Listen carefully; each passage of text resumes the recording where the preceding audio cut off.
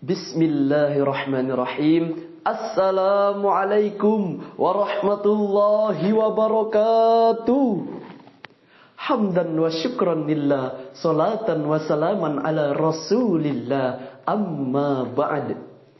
Dewan juri yang saya hormati, adik-adik, pemirsa dimanapun anda berada, yang insya Allah semuanya calon penghuni surga. Rapat besar bersama Pak Hakim membahas masalah persoalan negara. Perkenalkan, nama saya Mirza Rahmat Hakim dari Politeknik Perkapalan Negeri Surabaya. Pada kesempatan kali ini, izinkan saya untuk berbagi sedikit ilmu yang insya Allah menjadi muhasabah diri dengan mengangkat judul Meraih Keberkahan di Bulan Suci Ramadan. Bulan Ramadan merupakan bulan yang penuh dengan keberkahan di dalamnya. Sebagaimana Allah telah memerintahkan di dalam Al-Quran bahwasanya terdapat ibadah istimewa di dalam bulan Ramadan, yaitu ibadah berpuasa.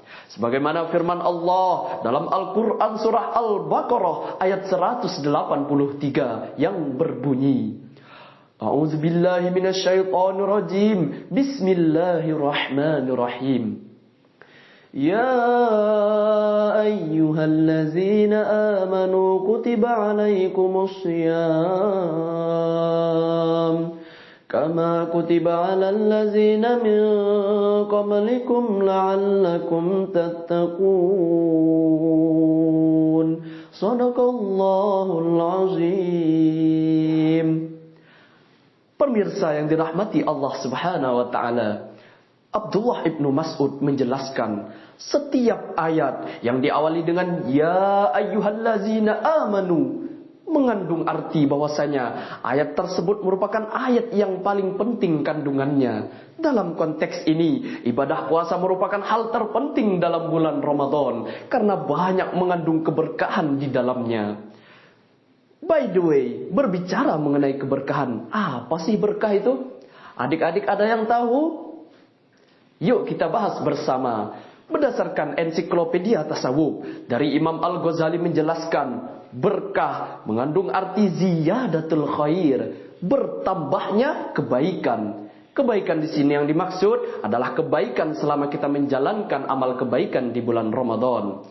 Maka dari itu, berikut akan saya sampaikan 5 cara untuk menggapai keberkahan sekaligus mendapat kebaikan di bulan Ramadan. Yang pertama, menjaga hawa nafsu.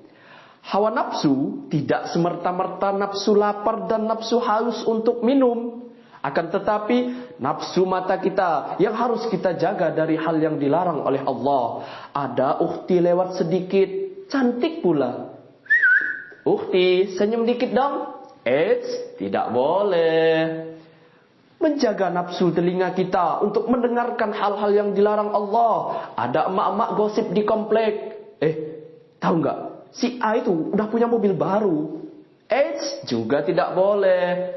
Menjaga kaki kita agar tidak melangkah ke tempat maksiat juga tidak boleh. Maka dari itu, semoga kita dapat menjaga seluruh anggota tubuh kita untuk menjauhi hal-hal yang dilarang oleh Allah Subhanahu wa taala. Yang kedua, mengakhirkan waktu sahur. Kita dianjurkan untuk melaksanakan sahur dalam mendekati waktu subuh. Karena di situ merupakan waktu yang penuh dengan keberkahan di sisi Allah Subhanahu wa taala. Tapi ketika dianjurkan, jangan pula kebablasan. Ketika orang sudah mengumandangkan azan subuh, Allahu Akbar, Allahu Akbar, masih enak-enaknya makan ayam goreng, ada sambalnya pula. Lalu dia mengatakan, masjid satunya belum azan, masih santai bro. Juga tidak boleh. Maka manajemen waktu kita sebaik mungkin. Yang ketiga, menyegerakan berbuka. Kita dianjurkan juga untuk menyegerakan berbuka ketika hidangan sudah disiapkan. Ketika orang sudah melantunkan azan maghrib, Allahu Akbar, Allahu Akbar, segera berbuka. Karena di situ terdapat keberkahan di sisi Allah Subhanahu wa taala. Yang keempat, memperbanyak membaca Al-Quranul Karim. Karena di bulan Ramadan kita dituntut untuk memperbanyak amal kebaikan. Karena di sisi Allah akan dilipat gandakan pahalanya, termasuk membaca Al-Quran. Jangan isi waktu kita dengan hal-hal yang tidak bermanfaat. Contohnya dengan alat yang satu ini, handphone. Malah kita gunakan untuk main Mobile Legend 1 harian penuh. Double kill, triple kill, maniac. Juga tidak boleh. Gunakan waktu kita sebaik mungkin dengan memperbanyak membaca Al-Quran. Dan yang terakhir, bersedekah. Sedekah tidak semerta-merta bersedekah dengan uang.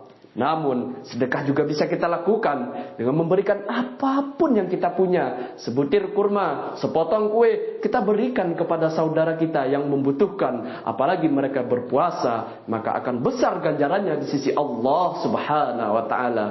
Maka dari itu dapat kita tarik kesimpulan bahwasanya betapa banyaknya cara untuk menggapai keberkahan di bulan suci Ramadan.